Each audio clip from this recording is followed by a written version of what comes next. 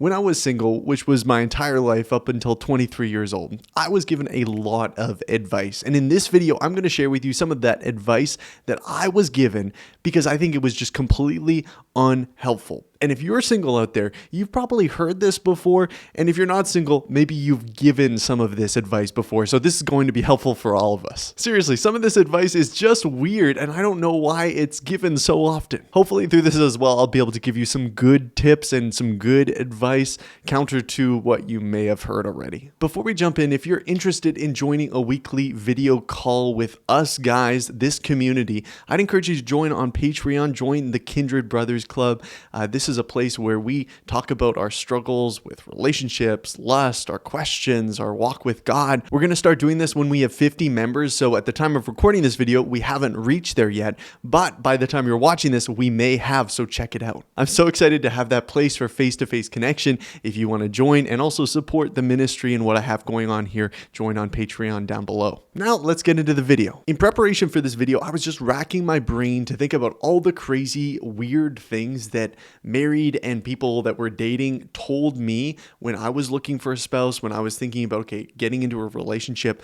One of the weirdest things that somebody said to me, and this was from a guy who had been in a relationship about a week, and I feel like this is kind of how it goes. Those guys that all of a sudden they get in a relationship and they feel like they know exactly what they need to tell you and how you need to get in a relationship. And so I remember he came up to me after church and he was talking about his new relationship with this girl and how God has really, grown him.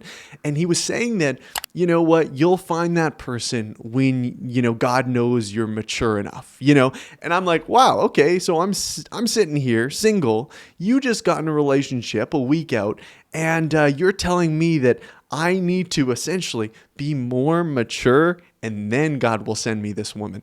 Well, the long story short, these people end up breaking up. But I honestly feel like this is a sentiment in the church that people hold on to, that, marriage is that next level Christian. You can't experience, the sanctification or the growth unless you're married. And that's really the only way to get that next level of sanctification or Christianity.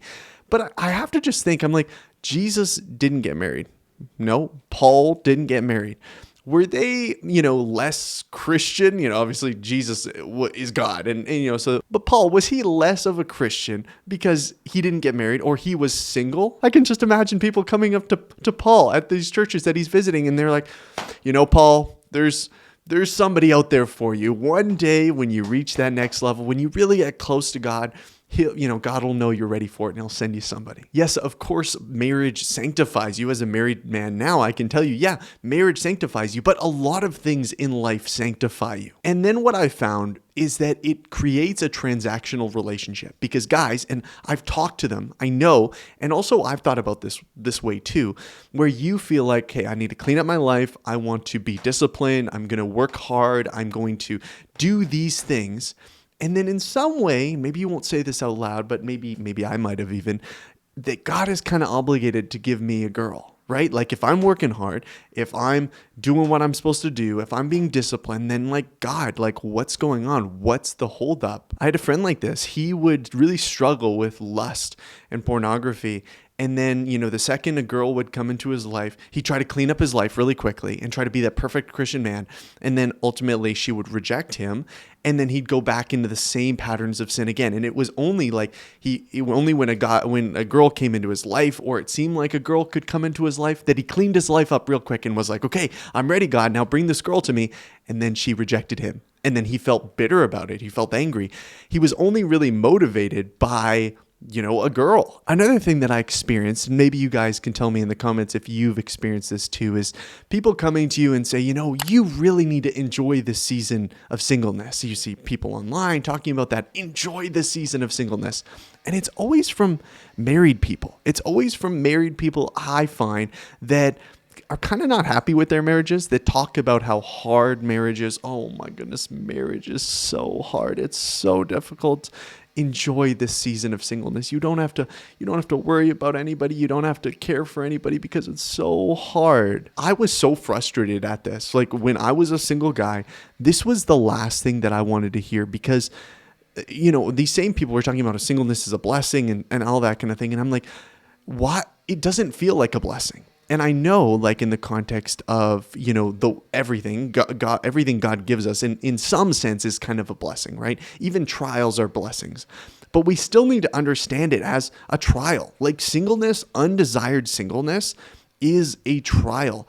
And that is something we're not talking about. That's something that I don't know why we haven't really addressed in the church. And we've just kind of thrown it off like, oh yeah, you'll get married eventually and just enjoy the season and just, it's a blessing and all that kind of thing. As opposed to like, that's really hard. Like I have guys in my comments and you can go down there and probably see them right now that are 30, 40, 50 that have desired to be married and yet have not met that person, that it hasn't worked out for them. That, in some sense, you could say that's a blessing because it put them through a trial and grew them closer to God, hopefully. Yeah, that makes sense. But that's also a trial in their life. That's something difficult. There's loss there. You can say, oh, well, it's nicer for you single guys because you don't have to protect and provide and care for a woman. That could be a lot of work sometimes, And the single guy is like, well, that's what I want to do. I want to be stretched. I want to care. I want to provide. These are things on my heart. I know they can be hard, but at least give me the chance. The third thing that I was told, and this definitely came when I got a little bit older, definitely in my 20s, people began to question my standards. And it wasn't like I had too low of a standards. It wasn't like I was going on dates with, just whoever or whatever, dating anybody. But it was like I had high standards. And they were like, Isaac, let's talk about these. Like, why doesn't this girl interest you? Why doesn't this girl interest you? And I would have some reasons, and they would say, oh, really? Are you sure? They'd point out somebody, and I'd be like, yeah, I'm not attracted to them. And they're like, really? I think your standards are too high. I find this so funny because maybe you guys have experienced this too. It's like, you're either attracted to them or you're not. Like, that's how I see it anyway. Maybe you feel differently, but it's like you're either attracted to them or you're not. And I could say no. And, for some people, they really find like their attraction grows through getting to know them and that kind of thing. And I'm like, yeah, we could become really good friends, but I'm not going to pursue anything. Maybe I'll be, friends with them in a small group scenario, but I'm not going to pursue them in any way. That's like leading them on if I'm not actually interested in them. Just imagine somebody goes on a date with you and in their mind, they think that they're settling. That is not where you want to begin. Okay, well, let's talk about attraction, more specifically like physical attraction.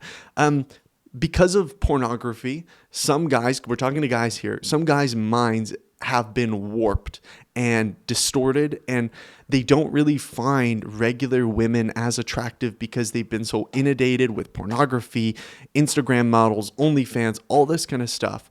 And those are kind of what they're looking for. They're looking to marry an Instagram model in the kind of the aesthetic perfection that she appears online. Not only is the average woman not like that, but that woman doesn't even exist. That is a false form of who that particular woman is. So this idea that this would form our attraction, we need to be aware of that. And so this would be the piece that I would have as self-reflection, is to say, do you have warped expectations in terms of physical attraction and how that goes? If you haven't had a significant amount of time away from pornography, away from, consuming this lustful material, I would just really encourage you, apart from all this, to stay away for a significant amount of time, to get away from it before you get in a relationship. You don't want to take that in. And also it skews the way that you're seeing this woman. If that sounds just impossible to you, I want to introduce you to Covenant Eyes. It's an accountability software that has proven to help men and women break free from pornography. I have 30 days free for you if you want to sign up. The link is my description. Seriously, this is a no-brainer. If this is an issue for you, get a hold of it before you meet that woman. This was the last one that came to mind for me, and I know this might be a little bit controversial, so stay. I went on and off dating apps because I thought it could be a way that God could use that I could meet my future wife. Okay, that was the truth, and I wanted to do it with intentionality. The thing is that when you're on dating apps, you can get caught in this trap of dopamine swiping, of kind of really just assessing people based on their physical appearance. Sure, I'm looking for the fact that she calls herself a Christian, but ultimately it's just aesthetics, and you can get caught up in this. Also, you can wake up every morning and that could be the first thing that you're doing. You're swiping because maybe your wife's going to be there, and it's not really a healthy way of going about it. I had to pull back on that to realize, okay, you know what? I can't let this become a distraction from my life, cause me to be distracted from my mission of what I'm pushing towards. So people would come to me and they say, Isaac, you just need to wait. You just need to be patient. You just need to wait. And I think, in general, that is pretty harmful advice. I understand that you can be using things in a desperate way, like social media, like apps, like all sorts of other stuff, in order to try to find a wife, okay? And for those people, it's like, yeah, you need to hold off that stuff, maybe, and to wait. But that doesn't mean that you don't make any intentional action. No, I don't think so at all.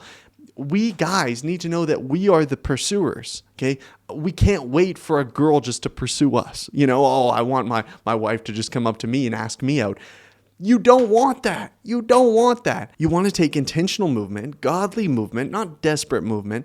But that doesn't mean that you're being, not trusting God or anything like that. You need to evaluate your own heart. You can go on a dating app and you can use it wisely. There are Christian dating apps out there that have Christian girls on them that you can meet, that you can chat with. But yeah, it's about evaluating your own heart. I don't think doing nothing is the answer. I'll just wait.